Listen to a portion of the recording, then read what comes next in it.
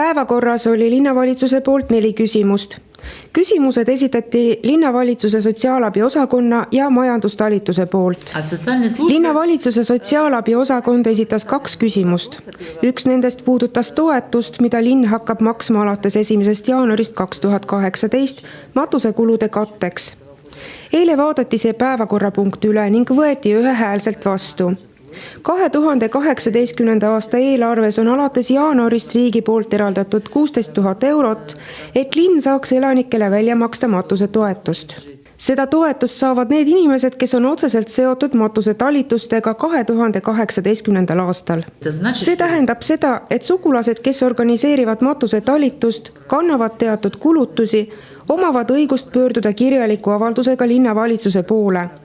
Lisaks tuleks samuti surmatunnistuse koopia, taotlust esitava isiku andmed, isikukood ja oma nimi.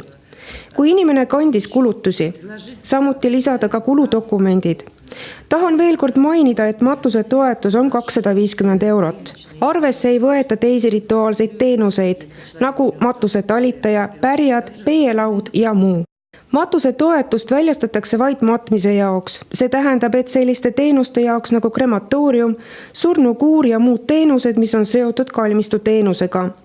Taotledes toetust peaks seda silmas pidama. Tänaseks päevaks ei võta linnavalitsus vastu dokumente, mis on seotud rituaalteenustega. Et saada matusetoetust, peaks võtma spetsiaalse avalduse vormi, mille saab kätte meie kodulehelt peale seda, kui antud seadus jõustub. Või saab ka linnavalitsuse kantseleist, kus on ka kogu informatsioon. Samuti saab infot ka linnaosade vanematelt. Samuti võib pöörduda meie poole kirjalikult elektronposti teel linnavalitsus@kjlv.ee. Sinna võib saata dokumentide koopiad, millest ma enne rääkisin.